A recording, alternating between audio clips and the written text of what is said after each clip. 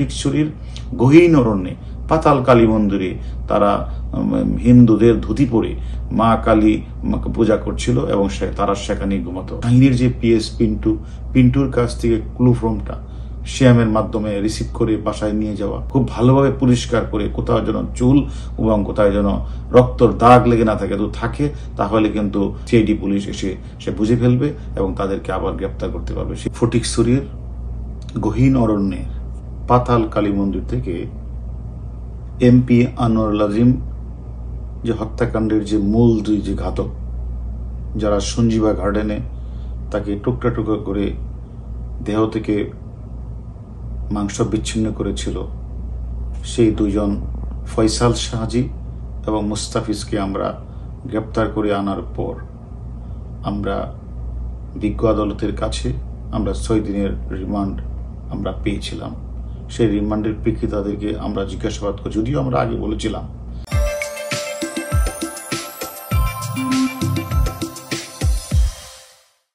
তাদেরকে ওই ফটিকছড়ির পাতাল কালী মন্দিরে গ্রেপ্তার করার পরেই কিন্তু সেখানেই তারা আমাদের কাছে সবকিছুই তারা আমাদের কাছে অকপটে স্বীকার করেছিলেন। তারপরেও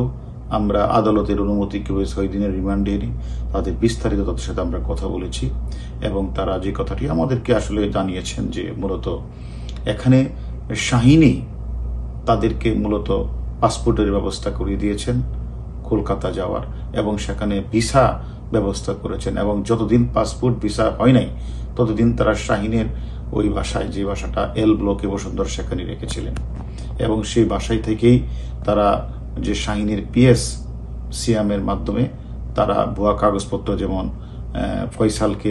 হৃদরোগী, মুস্তাফিজকে কিডনি রোগী সাজানোর কাগজপত্র, ভুয়া ব্যাংক স্টেটমেন্ট এবং তাদেরকে বিভিন্নভাবে কাগজপত্র তৈরি করে তারা ইন্ডিয়ার ভিসা তারা পেয়েছিলেন এবং তাদেরকে 20,000 টাকা দিয়েছিলেন যাতে তারা ওই রেল যুগে তারা যেন ইন্ডিয়া চলে যায় এবং সেখানে তারা কিন্তু ইন্ডিয়া গিয়ে সেখানে প্রথমে হোটেলে ছিল, বা 10 তারিখের পরে তারা সঞ্জীবা গার্ডেনে প্রবেশ করে। অন্যদিকে এবং তারা সেখানে গিয়েও তারা কিন্তু যে ফয়সাল যে কাজটি করেছেন, যে 13 তারিখ গোপালবাবুর বাসা থেকে বের হওয়ার পরে তাকে লাল গাড়িতে করে নিয়ে আসা, শিমুল বইয়ের কাছে পৌঁছে দেওয়া, তারপরে যে শাহিনীর যে পিএস পিন্টুর কাছ থেকে ক্লুফর্মটা শ্যামের মাধ্যমে রিসিভ করে বাসায় নিয়ে যাওয়া, তারপরে চাপাতি বাসায় নিয়ে যাওয়া, তারপরে ওই যে চেয়ারের মধ্যে বেঁধেছিল সেই চেয়ারটাও সিএমের কাছ থেকে ওই সঞ্জীবনে নিয়ে যায়। সবগুলি কাজে কিন্তু মানে এই বাসা থেকে মানে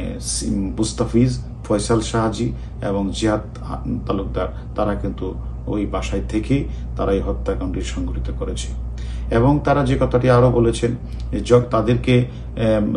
যখন হত্যাকাণ্ডটি শেষ হয়েছে তখন একে একে সবাই চলে গেল, সর্বশেষ ফয়সাল এবং মুস্তাফিজ কিন্তু ওই বাসায় ছিল সঞ্জীবা গার্ডেনে এবং সেখানেও শাহিনের সাথে তার কথা হয়েছে। শাহিন তাদেরকে বুঝিয়ে বলেছে যেন বাসাটা যেন খুব ভালোভাবে পরিষ্কার করে কোথাও যেন চুল এবং কোথাও যেন রক্তর দাগ লেগে না থাকে, থাকে তাহলে কিন্তু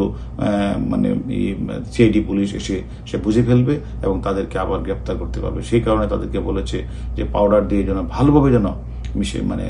দৌত করে তারপরে যেন তারা বাংলাদেশে আসে এবং বাংলাদেশে আসার টিকিটও কিন্তু শাহিন তাদেরকে মানে করে দিয়েছিলেন এবং তারা বাংলাদেশে আসার পরেও দেখা গেল তারা 19 তারিখ শাহিনের বাসা, যে বসুন্ধরা বাসায় উঠেছিল, যে বাসায় শাহিনের মদের কারখানা ছিল, সেই বাসার 3 তলায় কিন্তু তাদেরকে করে দিয়েছিল। যেহেতু 19 তারিখ রাতে মানে তারা শিমুল প্রিয়া গ্রেপ্তার হয়, তখন তারা লাগেজ ফেলে দিয়ে তারা ওই শাহিনের যে মানে যে সিকিউরিটি গার্ড বাবুর কাছ থেকে শাহিন 30,000 টাকা দিয়েছে, সেই 30,000 টাকা নিয়ে তারা কিন্তু বিভিন্ন জায়গায় পালিয়ে তারা আসছে। তারা যেহেতু ফয়সাল একজন ট্রাক ড্রাইভার ছিল, দেশের বিভিন্ন অঞ্চল সে গিয়েছে, সেই কারণে তারা সর্বশেষ তারা ফটিকছড়ির গহীন অরণ্যে পাতাল কালী মন্দিরে তারা হিন্দুদের ধুতি পরে মা কালী পূজা করছিল এবং তারা সেখানেই ঘুমাতো এবং সেখান থেকে যেদিন আমরা এই 2 জন কিলার যারা মূল ঘাতকের দায়িত্ব পালন করেছিল তাদেরকে সেখান থেকে আমরা ধরে এনেছিলাম। সেই কথাটাই কিন্তু তারা মানে আদালতে এবং আমাদের কাছে স্বীকার করেছে। আমরা মনে করি আমরা এই পর্যন্ত এই হত্যাকাণ্ডে মানে মোট আমাদের কাছে 7 জন গ্রেপ্তার আছে। এবং আমি মনে করি এর মধ্যে প্রায় 3 জন, আর বাবু 4 জন, আর 6 জন, আমার 7 জনের মধ্যে 6 জনই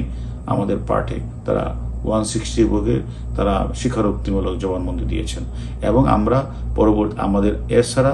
আরও যাদের নাম এসেছে তাদেরকেও গ্রেপ্তারের জন্য আমাদের পুলিশ কাজ করছে।